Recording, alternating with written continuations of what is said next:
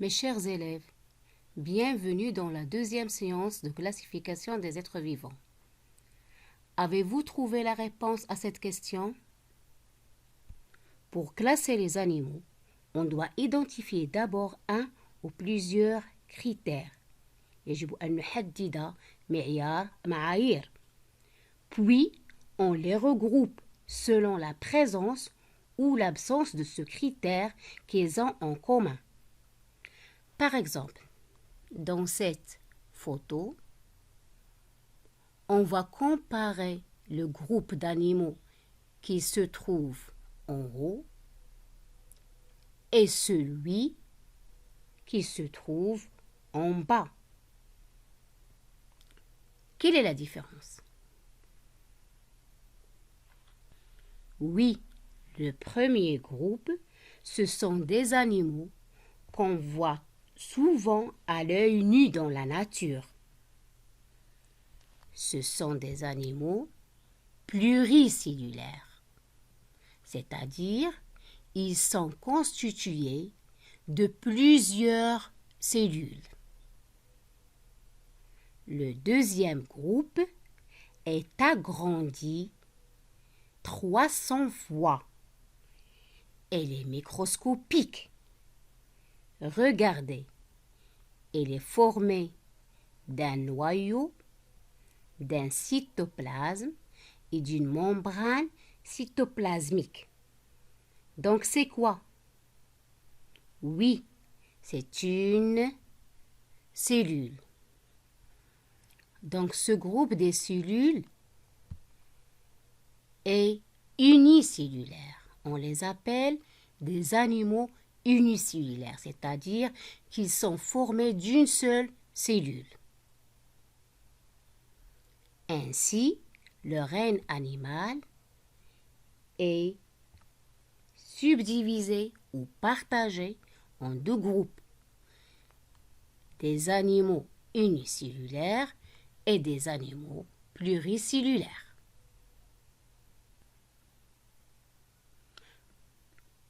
Maintenant, si on choisit le critère la colonne vertébrale, on peut partager le groupe des animaux pluricellulaires en deux groupes.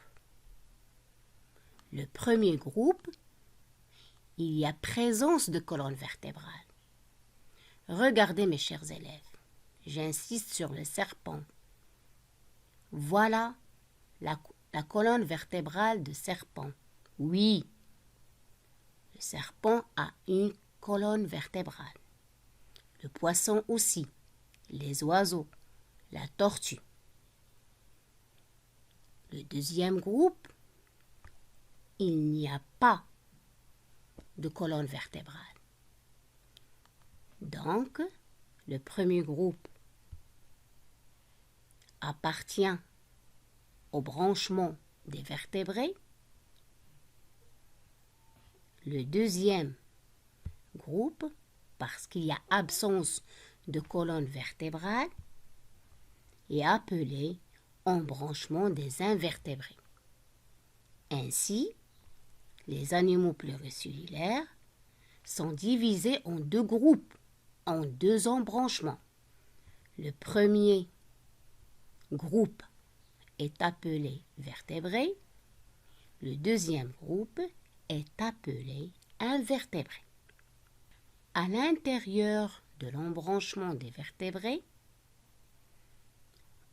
on peut observer une grande différence morphologique entre les individus. C'est-à-dire, regardez la forme de la grenouille, elle est très différente par rapport au hibou. Elle est très différente par rapport au poisson, par rapport au chien. Donc il y a une grande différence morphologique, une grande différence de forme. Ainsi, les scientifiques ont partagé le groupe des vertébrés en 5 classes. Première classe, deuxième, troisième, quatrième, cinquième, c'est-à-dire 5 groupes. On s'intéresse maintenant au premier groupe, comme l'ours, singe, chien, éléphant, cheval, nous aussi. Regardez mes chers élèves, la peau est recouverte par des poils, et la femelle allaite son petit. Ce groupe-là est appelé les mammifères. Le deuxième groupe, voilà le deuxième groupe. Regardez le serpent, la tortue. Donc ce deuxième groupe, si on voit bien la peau, elle est recouverte par des écailles soudées. Soudées بمعنى ملتحمة. Bien sûr, il n'y a pas des pattes comme chez le serpent, mais on peut trouver des petites pattes. Ce groupe-là est appelé les reptiles. الزواحف, les reptiles. Troisième groupe, si on voit bien la peau de ce groupe, elle est recouverte par des écailles, mais cette fois, les écailles, ils sont séparés les unes par rapport aux autres. Regardez les écailles, elles sont séparées l'une à l'autre. Ce groupe-là est appelé classe des poissons. La classe des poissons. Le quatrième groupe, vous le connaissez très bien, donc le hibou, le perroquet. Donc ce groupe-là, au niveau de la peau, on trouve des plumes. D'accord? Ils ont aussi des ailes. Ils ont deux pattes. Donc ce groupe-là est appelé les oiseaux. Les oiseaux. Le cinquième groupe, regardez, elle a une peau nue, ça veut dire nue, c'est-à-dire qu'il n'y a ni écailles, ni poils, ni plumes, il n'y a rien. La peau est nue. Ils peuvent vivre à l'intérieur de l'eau ou à l'extérieur, donc c'est-à-dire dans le côté terrestre. Donc ce groupe-là est appelé les amphibiens. Ainsi, on peut faire une clé de détermination des vertébrés. C'est-à-dire que les vertébrés sont partagés ou divisés en 5 classes. La première classe est appelée les mammifères, où la peau porte des poils, la femelle possède des mamelles, c'est-à-dire que la femelle allaite les petits.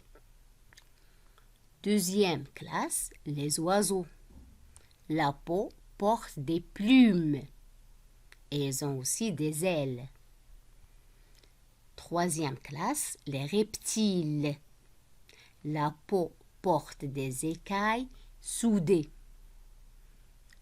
Quatrième classe, les amphibiens. La peau est nue. Ils vivent, on a dit, dans l'eau et dans le côté terrestre. Et les poissons, cinquième classe, la peau porte des écailles non soudées. Et pour les invertébrés, quels critères communs permettent de regrouper les invertébrés?